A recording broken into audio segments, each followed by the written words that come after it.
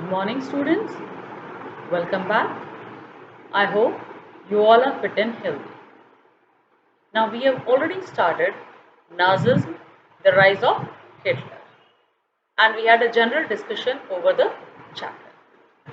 Now, today we'll be discussing how Nazism came to an end, what brutality they had been doing on the people, and how did they suffer. The first topic that we'll be discussing today is birth of Weimar Republic. Weimar Republic क्या था, क्यों इसकी संरचना की गई? Germany, a powerful empire in the early years of 20th century, for the First World War 1914 to 1918, alongside the Austrian Empire and against allies. Germany जो एक powerful empire बन चुका था, उसने 1914 से लेकर 1918 तक फर्स्ट वर्ल्ड वॉर में हिस्सा लिया था और उसमें शामिल होने वाला ऑस्ट्रियन एम्पायर उसके साथ था। इन्होंने इंग्लैंड, फ्रांस और रशिया के विरोध में युद्ध छेड़ा था। All joined the war enthusiastically hoping to gain for a quick victory. सब कोई इस युद्ध के अंदर शामिल हो चुका था क्योंकि उन्हें लग रहा था वो जीत बहुत जल्दी हासिल कर लेंगे। Little did they realize that the war would stretch on, eventually draining Europe of all its resources. युद्ध जब शुरू हुआ था तो उन्होंने ये नहीं सोचा था कि युद्ध इतना लंबा चलेगा और जो यूरोप है उसका सारा ही संसाधन या जितना भी उसका खजाना है वो सारा ही उसमें खत्म हो जाएगा। Germany made initial gains by occupying France and Belgium. Germany ने शुरुआती दौर में फ्रांस और बेल्जियम पर कब्जा कर लिया। However, the Allies strengthened by the US entry in 1917, one defeating Germany and Central Powers in November 1918. कुछ समय बाद जो अलाइज थे, इंग्लैंड, फ्रांस और रशिया वाला ग्रुप जो था, उन्होंने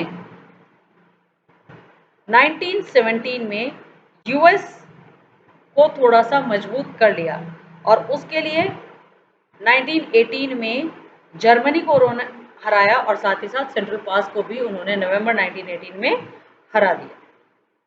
the defeat of imperial Germany and the abdication of the emperor gave an opportunity to parliamentary parties to recast German polity. जो इंपीरियल जर्मनी की हार हो रही थी और साथ ही साथ जो राजा था उसे एब्डिकेट किया गया था, एब्डिकेट मतलब उसे हटा दिया गया था, तो उसके कारण जर्मन पॉलिसी में या जो जर्मन राजनीति थी उसके अंदर नई संरचना की आवश्यकता पड़ने लगी। A national assembly met at Weimar and established a democratic constitution with a federal structure. व्यामार के अंदर नेशनल असेंबली इकट्ठा होती है और वहां पर वो एक डेमोक्रेटिक संविधान कॉन्स्टिट्यूशन की संरचना करना शुरू कर देती है। Deputies were now elected to the German parliament or Reichstag on the basis of equal and universal votes cast by all adults including women.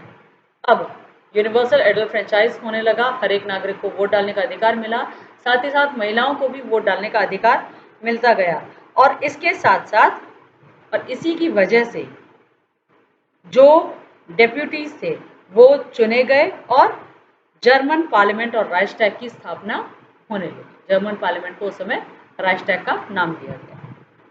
This republic, however, was not received well by its own people, largely because of the terms it was forced to accept after Germany's defeat at the end of the First World War.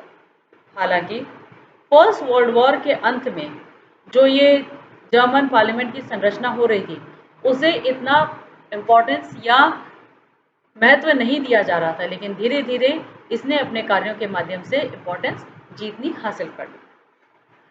The peace treaty at Versailles with the allies was a harsh and humiliating peace.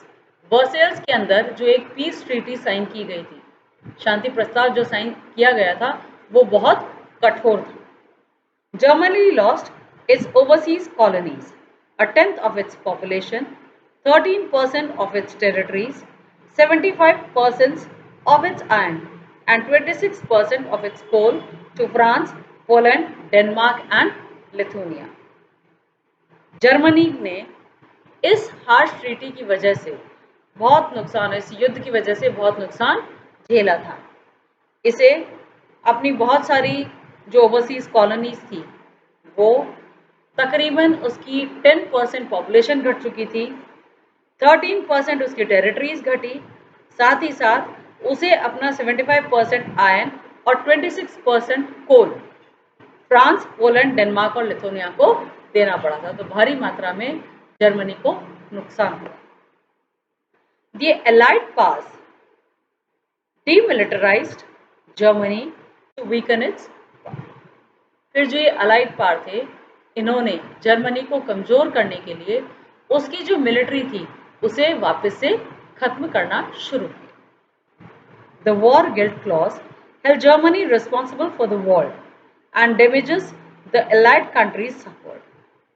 जो युद्ध के कारण हीन भावना जागृत हो रही थी, उस वॉर गिल्ट क्लॉज ने जर्मनी के अंदर बहुत सारे नुकसान झेले और साथ ही साथ जो अलाइड कंट्रीज थी उन्होंने भी बहुत नुकसान झेले।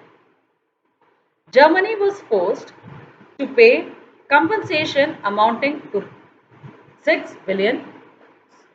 जर्मनी को भारी मात्रा में कंपनसेशन देना पड़ा। The Allied armies also occupied the resources which Rhineland for much of the 1920s. Allied power ने 1920 में रिनलैंड के बहुत सारे जो रिसोर्स रिच संसाधन से भरे हुए जो एरिया थे उन पर कब्जा कर लिया। Many Germans held the new Weimar Republic responsible for not only the defeat in the war but the disgrace at Versailles. बहुत सारे लोगों ने इस व्यामार रिपब्लिक को सिर्फ युद्ध का ही दोषी नहीं माना, बल्कि उन्होंने वर्सेल्स के अंदर जो गलत ट्रीटी साइन कराई थी उसका भी भागीदार माना। तो in this birth of Weimar Republic we have read that how due to Nazism people were suffering. युद्ध हो रहे थे, फर्स्ट वर्ल्ड वॉर हुआ और उसके अंदर भारी मात्रा में लोगों को नुकसान हुआ, उनका जान और माल की हानि हुई। साथ ही साथ जर्मनी का बहुत सारा खजाना भी खत्म हो गया।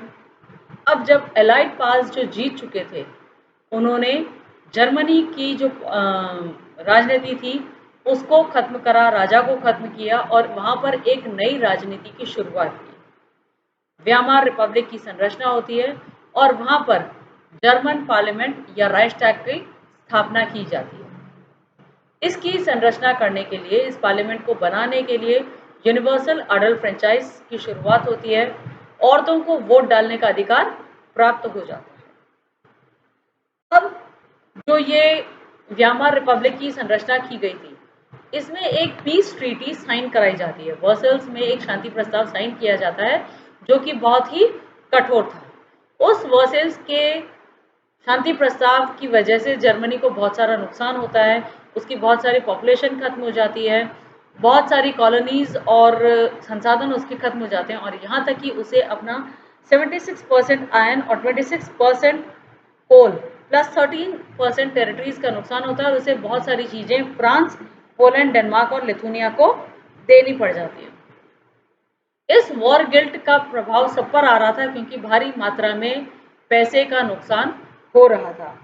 तो रिनलैंड के बहुत सारे जो रिच एरिया से उसके ऊपर एलाइड पावर्स अपना कब्जा कर लेते हैं और फिर बाद में उनके अंदर ये भावना आनी शुरू हो जाती है कि व्यामार रिपब्लिक की जो संरचना हुई थी उसकी वजह से भी काफ़ी भारी मात्रा में नुकसान हो रहा। I hope you have understood this thing. That's all for today. We'll meet very soon with the next